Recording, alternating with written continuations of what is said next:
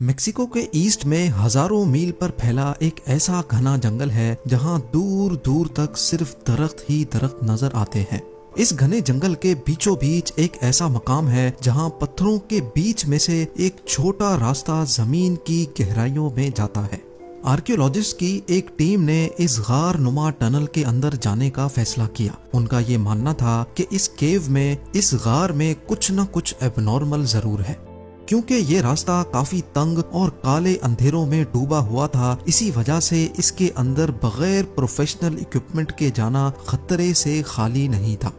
अगले कई घंटों की मेहनत के बाद आर्कियोलॉजिस्ट अब 230 फीट नीचे इस केव के बॉटम तक पहुंच चुके थे। पहले तो उनको यहाँ कुछ खास देखने को नहीं मिला, लेकिन फिर अचानक उनकी नजर एक सीक्रेट चैम्बर की तरफ पड़ी जिसकी एंट्रेंस को पत्थर रख कर बंद किया गया था। लेकिन सवाल ये है कि इस वीरान जंगल में जमीन से 200 फीट नीचे केव के बॉटम पर ये सीक्रेट चैम्बर आखिर किसका था और इसको कब और मेक्सिको के ईस्ट में मौजूद ये घना जंगल तकरीबन 30 लाख स्क्वायर किलोमीटर के एरिया पर फैला हुआ है। दरख्तों के इस समंदर के साए तले माया सिविलाइजेशन की खोई हुई दुनिया के राज आज भी छुपे हुए हैं। पास्ट में हजारों सालों तक ये पूरा जंगल माया सिविलाइजेशन के होल्ड में हुआ करता था, जहां उन्होंने अपने कई शहर आबाद कर रखे थे। इस सिविलाइजेशन के लोग काफी स्किल्ड माने जाते थे, क्योंकि उन्होंने एंशिएंट इजिप्शियंस की तरह अपनी सिटीज में पिरामिड्स भी बना रखे थे। और इसके साथ साथ ये लोग agriculture, pottery, hieroglyph writing, calendar making, mathematics और आर्किटेक्चर आर्ट वर्क में भी हद से ज्यादा महारत रखते थे।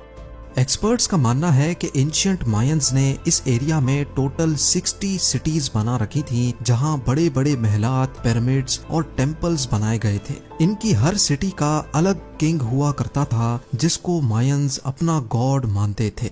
इनमें से कुछ सिटीज की बिल्डिंग्स तो आज भी सही सलामत खड़ी हैं और इनको डेली टूरिस्ट की एक बड़ी तादाद विजिट भी करने आती है। लेकिन इस घने जंगल में जहां प्रॉपर कोई रोड नेटवर्क भी नहीं है, इसके अंदर हजारों साल पहले बसने वाली माया सिविलाइजेशन के राज, पूरे शहर और कई स्ट्रक्चर्स भी छुपे हुए हैं। कुछ जमीन के अंदर धंस चुके हैं तो कुछ को दरख्तों के साए ने इंसानी आंखों से ओझल कर रखा है।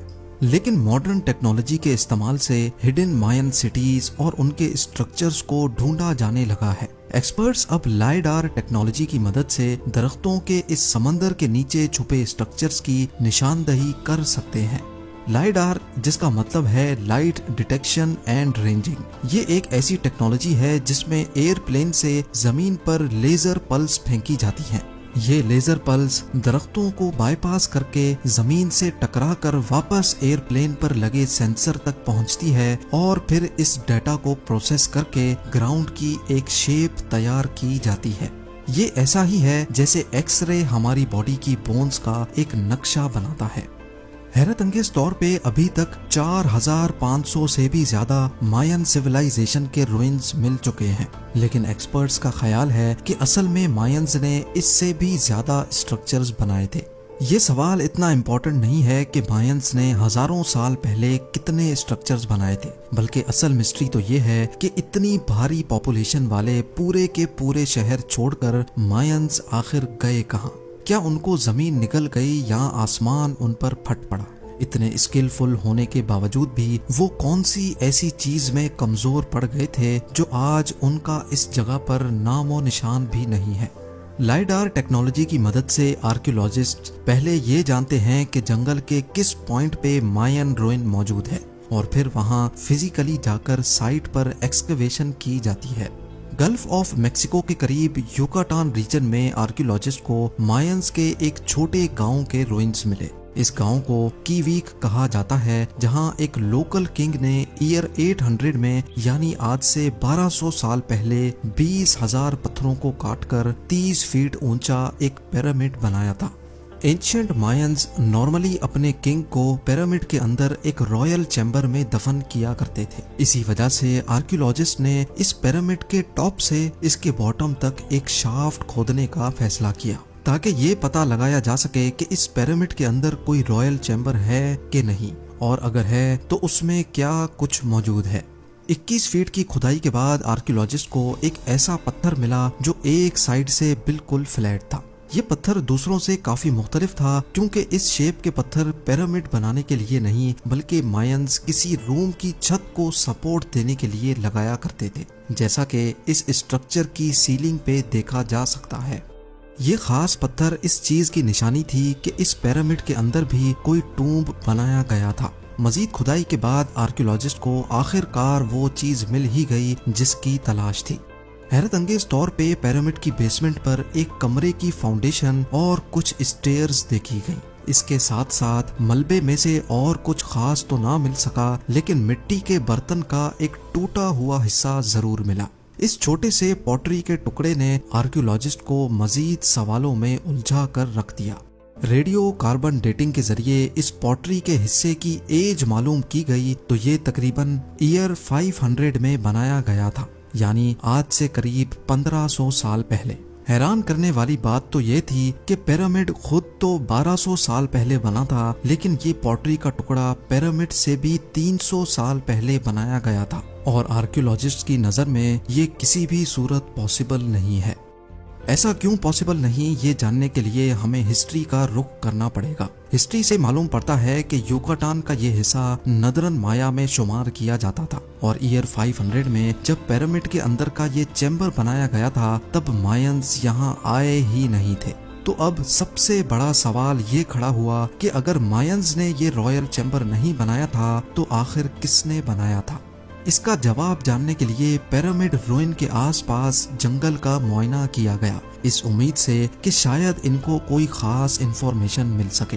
पिरामिड साइट से 15 किलोमीटर दूर आर्कियोलॉजिस्ट को कुछ पत्थरों के दरमियान में एक केव का रास्ता दिखाई दिया। केव की एंट्रेंस काफी तंग थी और इसके अंदर जाना खतरे से खाली नहीं था। इसी वजह से प्रोफेशनल इक्विपमेंट का इस्तेमाल किया गया और 2 से 3 केव एक्सपर्ट्स को इसके अंदर भेजा गया। कई घंटों के बाद एक्सपर्ट्स जमीन से 230 फीट नीचे केव के बॉटम पर पहुंच चुके थे, जहां हैरत अंगेज तौर पे उनको एक सीक्रेट चैम्बर का रास्ता दिखाई दिया और इस चैम्बर की एंट्रेंस को एक पत्थर रख कर बंद किया गया था। जब चैम्बर की एंट्रेंस को खोला गया तो अंदर वो कुछ देखने को मिला जो किसी के वहमो गुमान में भी नहीं था। जी हाँ, जमीन से 230 फीट नीचे केव के इस सीक्रेट चैम्बर में बहुत सारी इस्तेमाल शुदा फायर टॉर्चेस पड़ी देखी गई, जिनको कदीम दौर में रोशनी के लिए जलाया जाता था। फायर टॉर्चेस के अलावा यहाँ बड़ी तादाद में मिट्टी के टूटे हुए पॉट्स भी मिले। ये पॉट्स के टुकड़े वैसे ही थे जैसे 15 किलोमीटर दूर पिरामिड की बेसमेंट से एक टुकड़ा मिला था। ऐसा मालूम होता था कि ये जगह किसी दौर में कोई इबादत गाह हुआ करती थी, जहाँ लोग कोई विश पूरी करने के लिए यहाँ आकर पॉट्स तोड़ा करते थे।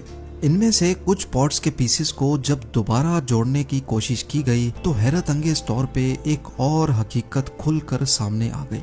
ये नोटिस किया गया कि पीसेस जोड़ने पर पूरा पॉट कभी भी कंप्लीट नहीं होता था, बल्कि इसमें एक पीस हमेशा शॉर्ट पड़ जाता था।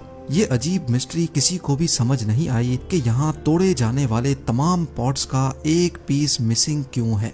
आर्कियोलॉजिस्ट का शक था कि ये लोग यहाँ पॉट्स को तोड़ते तो थे, लेकिन उसका एक हिस्सा शायद अपने साथ ले जाते थे और उसको अपने घर के अंदर रखते थे। युकाटान रीजन में पिरामिड रूइन के बॉटम से पाया जाने वाला सिरेमिक पॉट का हिस्सा असल में इसी केव के बॉटम से लाया गया था। ये इस बात का क्लियर एविडेंस था कि कीवी के इस गांव में मायंस के आने से पहले यहाँ कुछ लोग रहते थे जो अपनी रिलीजियस प्रैक्टिस इस केव में जाकर किया करते थे और इनका भी रहन सहन तकरीबन माया सिविलाइजेशंस के जैसा ही था। उधर जमीन के अंदर केव में सीक्रेट चैम्बर जहां सिरेमिक पॉट्स तोड़े जाते थे, वहां से आर्कियोलॉजिस्ट को केव में मजीद आगे जाने का भी रास्ता मिला। एक्सपर्ट्स ने मजीद एविडेंस हासिल करने के लिए केव के इस रास्ते पर जाने का फैसला किया। थोड़ा ही आगे जाने के बाद एक्सपर्ट्स को एक और सीक्रेट चैम्बर मिला, जहां पत्थर की दीवारों पर कुछ ऐसे नक्शे बने थे जिनको देखकर दिमाग दंग रह जाता है। केव के इस डीपेस्ट पॉइंट पे पत्थर के ऊपर एक 3D जैगुआर की पेंटिंग हो रखी थी। ना सिर्फ इतना, बल्कि दीवारों पर एक और पेंटिंग में जैगुआर को हिरन का शिकार करते भी देखा गया। एक्सपर्ट्स जिन्होंने पहले भी दूसरी माया केव्स में पेंटिंग्स देख रखी थीं, ऐसी पेंटिंग्स वो अपनी लाइफ में पहली बार देख रहे थे। इन पेंटिंग्स का जब डिटेल्ड एनालिसिस किया गया तो मालूम पड़ा कि ये ईयर 100 BC में बनाई गई थी, यानी आज से करीब 2100 साल पहले। और साउथ से मायंस के आने से भी 800 साल पहले ये पेंटिंग्स यहाँ बनाई गई थी। अब इस नए एविडेंस से एक बात तो साबित हो चुकी थी कि कीवी के इस गांव में साउथ से मायंस के आने से पहले भी एक सिविलाइजेशन रहती थी। उनका रहन सहन और कल्चर लगभग मायंस के जैसा ही था और यही रीजन था जिसकी वजह से एक्सपर्ट्स ने इनको अर्ली या फिर क्लासिक माया का नाम दिया। इतनी बड़ी पॉपुलेशन और हजारों स्ट्रक्चर्स बनाने वाले मायंस के साथ आखिर ऐसा क्या हुआ था जो वो अपना सब कुछ छोड़कर यहाँ से जाने पर मजबूर हो गए और फिर कभी लौट कर नहीं आए? ये सवाल आज तक दुनिया के लिए एक मिस्ट्री बना हुआ है।